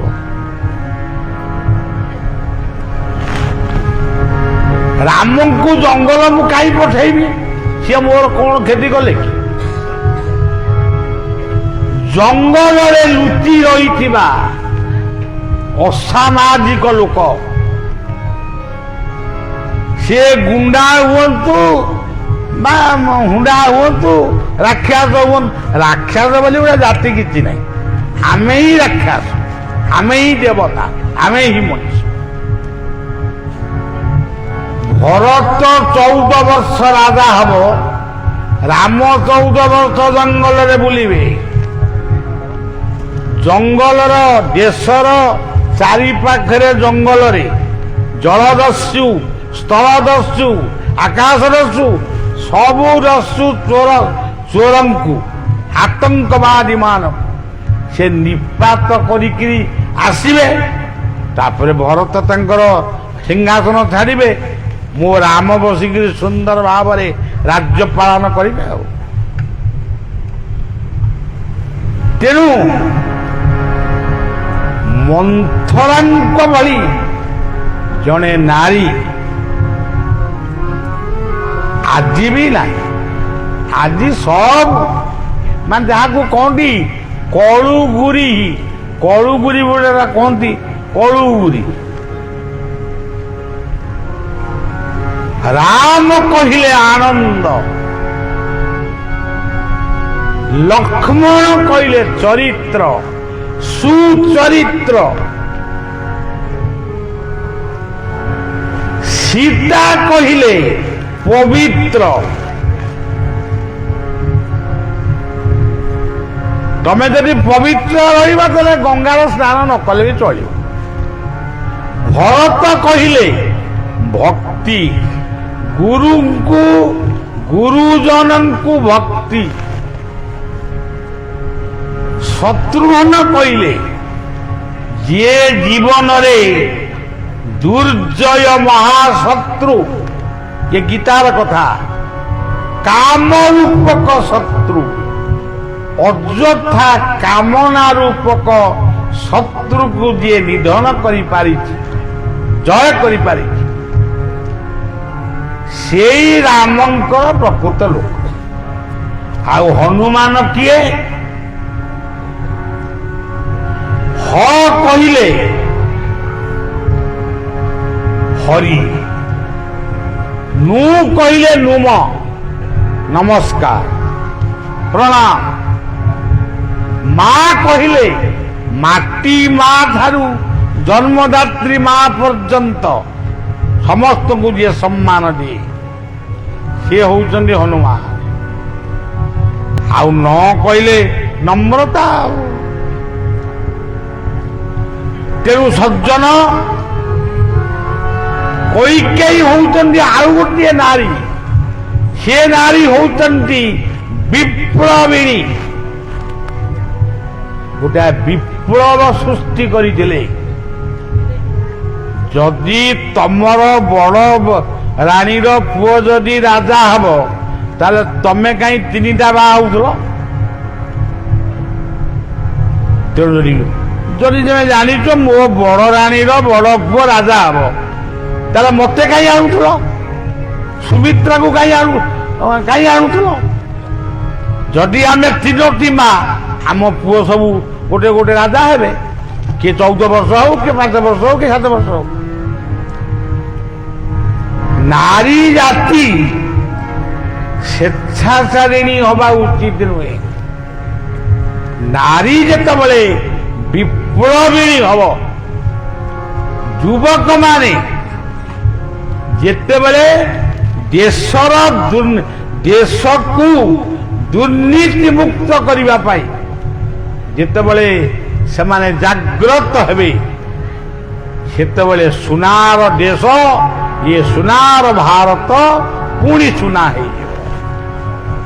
ଆଉ ପିଲାମାନେ ଯଦି ମଦ ଖାଇ ରାସ୍ତାରେ ଗଡ଼ିବ, ଚରସ ବ୍ରାଉନ ସୁଗାର ଖାଇବ, ମୁଁ ତ ଖାଲି ଗଞ୍ଜେଇ କଥାଟା କହିଲି ବୋଲି ମତେ ଟିଭି ପରଦାରେ ଶୋଧିଲେ ସବୁ କେତେକ ପଣ୍ଡିତ। ତେଣୁ ସଜ୍ଜନ, ଆମ ପୁରାଣ ଅନେକ ଉପାଖ୍ୟାନ ଲେଖିଛି, କିନ୍ତୁ ସେଇ ଉପାଖ୍ୟାନ ଭିତରେ ରହିଛି ଆମ ମଣିଷ ପାଇଁ, ମାତୃଜାତି ପାଇଁ, ପିତୃଜାତି ପାଇଁ, ପୁରୁଷ ପାଇଁ, ନାରୀ ପାଇଁ, ଆବାଳ ବୃଦ୍ଧ ବନିତା ମାନଙ୍କ ପାଇଁ ସୁନ୍ଦର ବାର୍ତ୍ତା। ରାମ ଯେତେବେଳେ 14 ବର୍ଷ ଜଙ୍ଗଲରୁ ଫେରିଲେ, କୌଶଲ୍ୟା, କୈକେୟୀ, ସୁମିତ୍ରା, ସେତେବେଳେ ଦଶରଥ ତ ନଥିଲେ, ସେ ତ ବିଧବା ହେଇଯାଇଥିଲେ। ବିଧବା ମାଙ୍କୁ ଆଜି ଦେଖିଲେ ଆମେ କହୁଛୁ ଅଶୁଭ। ପୁଅ ବାହା ହବାକୁ ଯାଉଛି, ଜନ୍ମଦାତ୍ରୀ ମା ଯାଇ କବାଟ କଣେ ଲୁଚିଛି, କାଳେ ମୋ ବିଧବା ମୁହଁଟାକୁ ସେ ଦେଖିଦବ। କିନ୍ତୁ ରାମ ଯେତେବେଳେ ଫେରିଲେ ଲକ୍ଷ୍ମଣ ସୀତାଙ୍କୁ ନେଇ, ସେତେବେଳେ ଏଇ କୌଶଲ୍ୟା, କୈକେୟୀ, ସୁମିତ୍ରା, ଇଏ 3 ଜଣ ଯାକ ତାଙ୍କୁ ବନ୍ଦାପନା କରି ଘରକୁ ନେଇଥିଲେ। ତେବେ ଆମ ପତିହରା ମା ମାନେ ବା ବିଧବା ମା ମାନେ ଲକ୍ଷ୍ମୀ ପୂଜା କାହିଁକି କରିବେନି? କାହିଁକି ଏମାନେ ପୁଅ ଝିଅଙ୍କୁ ବନ୍ଦାପନା କରିବେନି? କି କଥା ଇଏ? ଏଗୁଡାକ ଅତି ନାଙ୍କରା କଥା। ତେଣୁ ଏ ଅନ୍ଧବିଶ୍ୱାସକୁ ହଟାଅ। ସମାଜ ଯଦି ଗଠନ କରିବାକୁ ଚାହୁଁଛ, ଅନ୍ଧବିଶ୍ୱାସକୁ ଦୂରେଇ ଯାଅ। ତାପରେ ରାମ କଣ କଲେ? ଇଏ 3 ମାଙ୍କୁ ଦଣ୍ଡବତ କରି ସାରି କୌଶଲ୍ୟା ମାଙ୍କୁ ପଚାରିଲେ, ମା ମୁଁ ତ ଆସିଲି, ତମେ କାହିଁ କାନ୍ଦୁଛ? ବା ଆସିଗଲେଣି? ଆଚ୍ଛା ମା ମନ୍ଥରା କୋଉଠି ଅଛି କି? କୌଶଲ୍ୟା ଭାବିଲେ ଏଇ କଣ୍ଟାକୁ ମାରିବ ନା କଣ? ମୋ ପୁଅ ରାମ ସେମିତି ନୁହଁ। ସିଧା ସିଧା କହିଦେଲେ, ସେଇ ଘରେ ଶୋଇକିରି ସେ କାନ୍ଦୁଛି। ରାମ, ଲକ୍ଷ୍ମଣ, ସୀତା ମନ୍ଥରାଙ୍କ ଘରର କବାଟକୁ ଶବ୍ଦ କଲେ। ସେ କବାଟ ଖୋଲିଲା ବେଳକୁ ସାକ୍ଷାତ ରାମ, ଲକ୍ଷ୍ମଣ ଆଉ ସୀତା। ମନ୍ଥରା ସାଷ୍ଟାଙ୍ଗ ଦଣ୍ଡବତ କରି କାନ୍ଦିଲା, ମୋରି ପାଇଁ ତୁ 14 ବର୍ଷ ଜଙ୍ଗଲକୁ ଗଲୁ, ତୁ ମତେ ଆଗ ତୋ ଧନୁଶରରେ ତୁ ମତେ ଆଗେ ବଦ୍ଧ କର। ମୁଁ ଜଣେ କଳଙ୍କିନୀ, ମୁଁ ଜଣେ ପାପୀ। ସୀତା ତାଙ୍କୁ କୋଳେଇ ଧଇଲେ, ରାମ ତାଙ୍କୁ ଆଉଁସି ଦେଲେ। ଲକ୍ଷ୍ମଣ ତାଙ୍କ ପାଦକୁ ଚିପିଦେଲେ। ନା, ମା କେବେ ଅଲକ୍ଷଣୀ ହେଇପାରେ ନା। ତୁ ଆମକୁ ଜଙ୍ଗଲକୁ ପଠେଇଥିଲୁ ବୋଲି ଆମେ କେତେ ସାଧୁ ସନ୍ଥ ଋଷିମାନଙ୍କର ଆଶ୍ରମ ଦେଖିଲୁ, ବନ ପାହାଡ଼ ପର୍ବତ ନଦ ନଦୀ ଝରଣାକୁ ଦେଖିଲୁ। ତୁ ହଉଛୁ ଆମ ପାଇଁ ଆଦ୍ୟା ଶକ୍ତି ମା। ଇଏ ହଉଛି ପବିତ୍ର ରାମାୟଣ।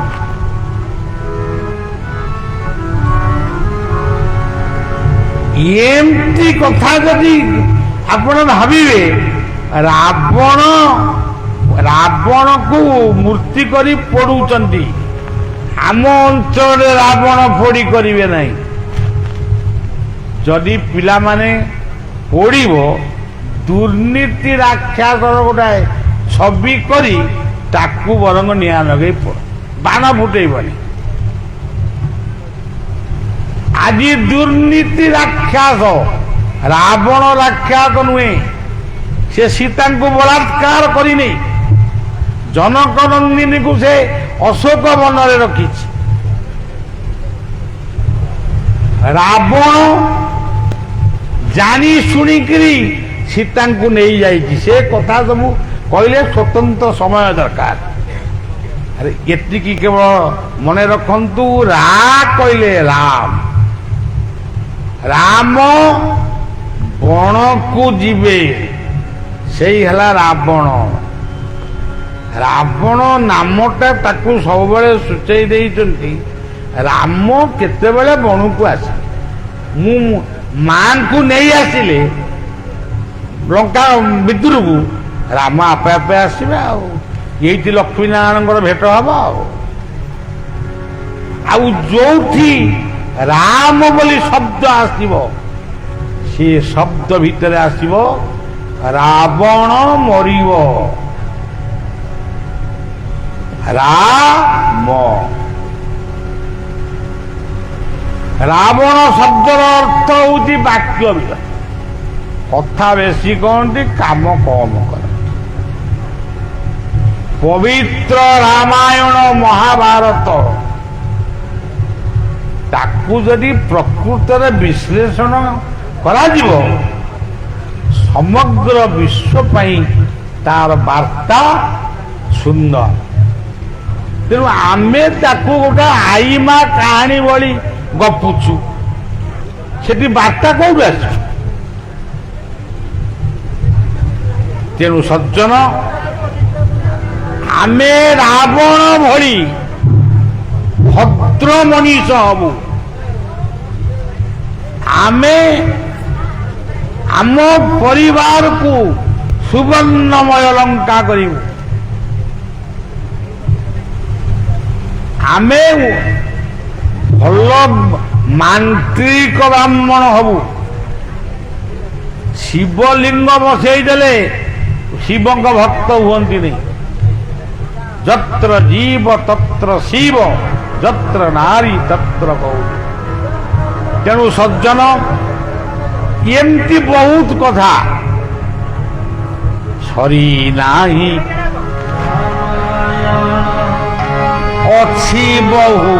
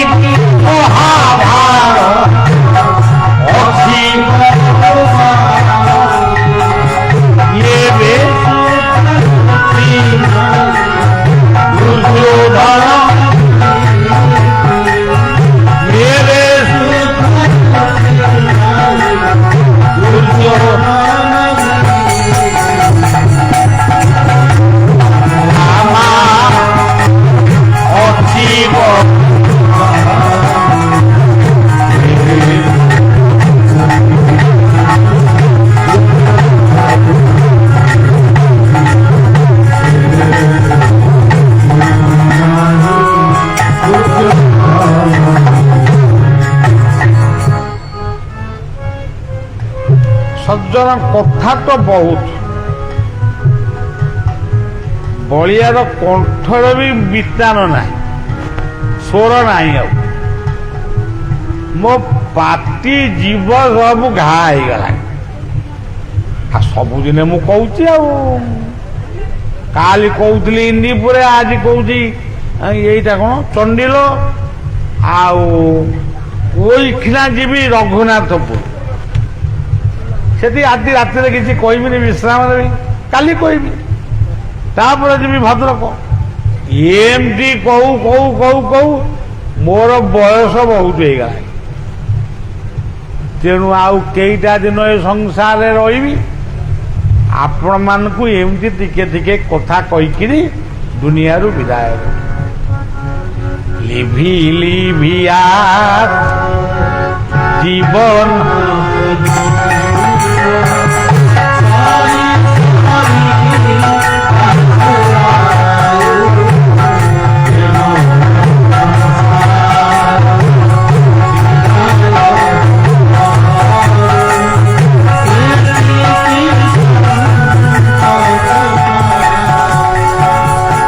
ତେଣୁ ସଜ୍ଜନ ଆପଣ ମାନେ ଟିକେ ବଳିଆକୁ ମନେ ରଖିବେ। ଗୋଟା ବଳିଆ ଭଳିଆ, ଗୋଟେ ବଳିଆ ବୋଲି ଗୋଟେ ଲୋକ ଥିଲା, ସେ ଆମ ଗାଁକୁ ଆଇଥିଲା, ପିଲାମାନଙ୍କୁ କହିଥିଲା ମଦ ମାଦକ ଛାଡ଼, ଗଛ ଲଗାଅ। ଆଉ ମତେ ଡାକିଲ, ମୁଁ ବର୍ତ୍ତମାନ ଦକ୍ଷିଣା ମୋର ନହେଲେ ମୁଁ କେମିତି ଯିବି? ରାବଣ ବି ରାମଙ୍କୁ ଦକ୍ଷିଣା ମାଗି, ରାମ ବି ରାବଣକୁ କହିଥିଲେ ଆପଣଙ୍କୁ ହେ ଦଶାନନ ମୁଁ ଆପଣଙ୍କୁ କି ଦକ୍ଷିଣା ଦେବି? ଆପଣ ତ ସେତୁବନ୍ଧ ପ୍ରତିଷ୍ଠା କଲେ, ଆପଣଙ୍କୁ କି ଦକ୍ଷିଣା ଦେବି?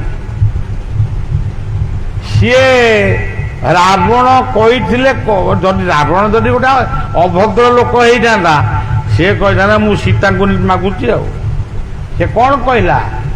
ପ୍ରଭୁ ମୁକ୍ତି, ମତେ ମୁକ୍ତି ଦିଅ। ତେଣୁ ସଜ୍ଜନ ଆପଣମାନେ ଏଇ ସତ୍ସଙ୍ଗରେ ବସିଛନ୍ତି, କିଛି କଥା ଶୁଣୁଛନ୍ତି। ମୋର ଦକ୍ଷିଣା ହେଉଛି ପରିବାରକୁ ବୈକୁଣ୍ଠ କର। ମନ୍ଦିର ମସଜିଦ ଆମ ଅଞ୍ଚଳରେ ରହିଛି, ମୁଁ ମସଜିଦରେ ପ୍ରାର୍ଥନା କରିଛି, ବକ୍ସି ବଜାର ମସଜିଦରେ, ଓମପିର ମସଜିଦରେ, ଜାଗ ହେ ଅନନ୍ତ ତୁମେ ମୁଁ ପ୍ରାର୍ଥନା କରିଛି। ତା ଭିତରେ ବି ମୁଁ ଦେଖିଛି ମୋର ଇଷ୍ଟଦେବ ଅନନ୍ତଙ୍କୁ। ଯିଏ ଆଲ୍ଲା ସେ ଅନନ୍ତ। ଏ ଯୋଉ ବିଭେଦ ସୃଷ୍ଟି ହଉଛି, ଇଏ କେବଳ ମଣିଷର ବିଚାରରେ। ক্ষুদিত পাপ বুদ্ধি ছাড় ভগপতি চরণে জড়। তেণু সজ্জন ছোট বুদ্ধি ছাড়ি আমি উদার হবা। পিলামানে তুমি ভদ্র হুଅ। এই আইলা বেলে কেতে গুড়াক সিনেমা ଦେଖିକିରି ମୁଁ ଆଇଲି, କେତେ ଗୁଡ଼ାଏ।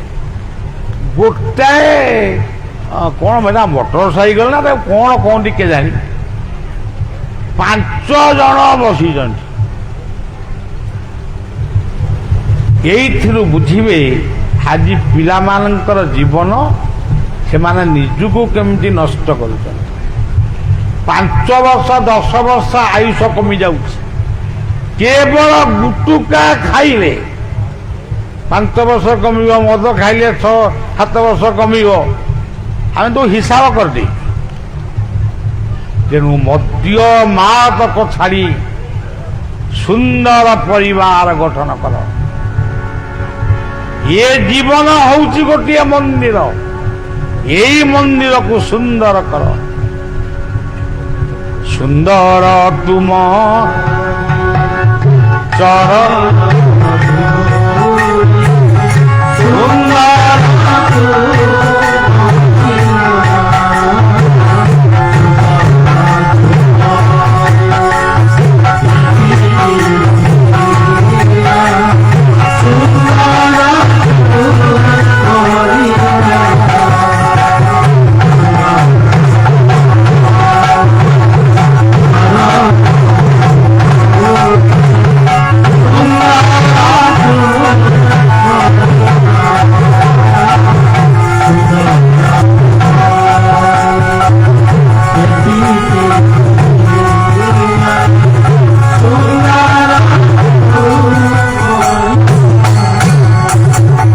ଆମର ଏଇ ଅଞ୍ଚଳରେ କେତେ ବଢିଆ ବଢିଆ କଥା ଅଛି।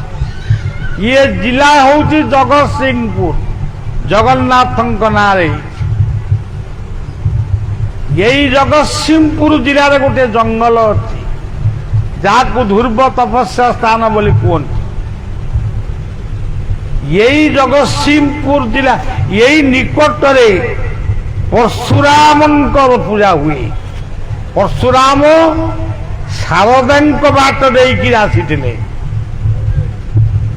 ଶାରଦାଙ୍କ ମୂର୍ତ୍ତି କି ପରଶୁରାମ ଉଦ୍ଧାର କରିଥିଲେ।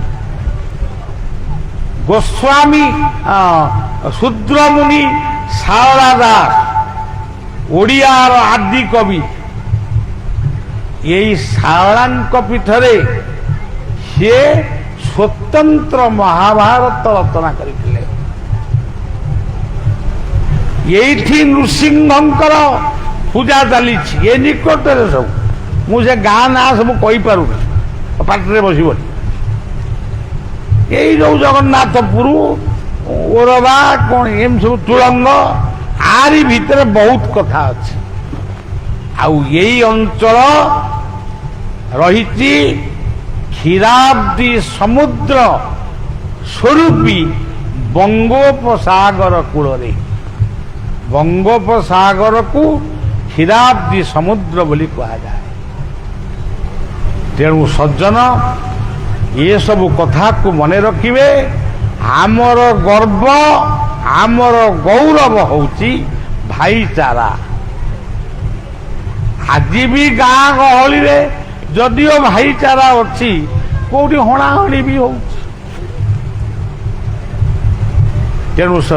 ତେଣୁ ଆମେ କହିଲେ ସଂକଳ୍ପନୀୟ, ନା କହିଲେ ଭଗବାନଙ୍କର ଯେକୌଣସି ନାମକୁ ଭଜନ କର, ତ କହିଲେ ତତ୍ଵକୁ ବୁଝ, କଥାର ରହସ୍ୟକୁ ବୁଝ। ଖାଲି ଶୁଣିଦେଲ ଉପର ମୁହଁରେ ଭଲ କି ମନ୍ଦ କହିଦେଲ ସେମିତି ନୁହେଁ। ଆଉ ପାଠ ପଢି ଭଲ ମଣିଷ ହୁଅ, ନମ୍ରତା ଗୁଣକୁ ଆଚରଣ କର। ଏଇ ହଉଛି ସନାତନ। ତେଣୁ ସଜ୍ଜନ ବଳିଆ ଆଉ କହିପାରିବନି। ବଳିଆ ବିଦାୟ ନେବ, ବାଣୀକି ବିଶ୍ରାମ ଦେବ। ଆଉ ଆପଣମାନେ ଫେରିବେ। ପୁଣି କେତେବେଳେ ଏ ଅଞ୍ଚଳକୁ ଆସିବା ପାଇଁ ଯଦି ଥିବ ଆସିବି, ଆଉ କହିଲେ ଆସିପାରିବେ। ଯଦି ଭଗବାନଙ୍କର ଇଚ୍ଛା ଥିବ, ମୁଁ ଆସିଥିଲି ଆପଣଙ୍କର ସେ ଜଗନ୍ନାଥପୁର ଗଣେଶ ପୂଜାକୁ। ଲୋକ ଟିକେ କମ ହେଇଥିଲେ, କିନ୍ତୁ ହିନ୍ଦୁ ମୁସଲମାନ ମାନେ ଏକତ୍ର ବସିକିରି କଥା ଶୁଣୁଥିଲେ। ଏଇଠୁ ମୁସଲମାନ ମାନେ ଆମର ଶରତ ବାବୁ, ଜଗନ୍ନାଥ ବାବୁ ଏମାନେ ସବୁ ସେମାନଙ୍କୁ ନେଇକିରି ଯାଆନ୍ତି। ଆଶ୍ରମରେ ଆମର ଆଲ୍ଲାଙ୍କୁ ପ୍ରାର୍ଥନା କରୁ, ପ୍ରସାଦ ସମସ୍ତେ ମିଳିମିଶି ପାଉ। ତେଣୁ ଏଇ ହଉଛି ଭାଇଚାରା। ଆଉ ହଣାହଣି କଟାକଟି ଏଗୁଡାକ ଆଦୌ ଉଚିତ ନୁହେଁ। ଭଲ ମଣିଷ ହବା ଇଏ ହଉଛି ଆମର ଜୀବନର ସଂକଳ୍ପ। ଆଉ ବାପ ମାଙ୍କୁ ବୁଢା ବୁଢୀ କହିକିରି ଘୃଣା କରିବା, ଏଗୁଡାକ ଅତି ଛୋଟ କଥା ଗୁଡାକ। ହଉ, ବର୍ତ୍ତମାନ କୀର୍ତ୍ତନ କରିବା।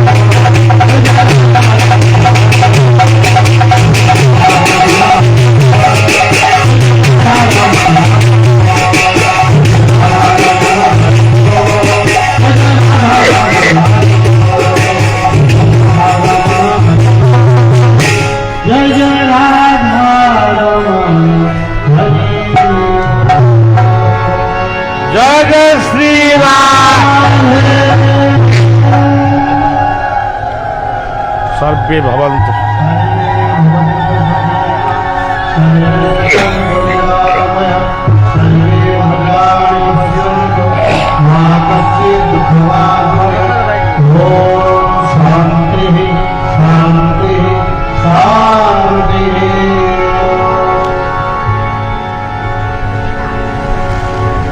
समस्ते प्रसाद पाई जी ना कौन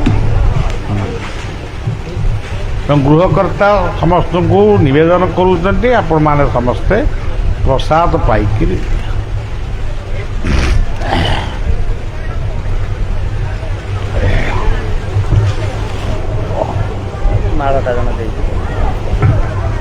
এইটা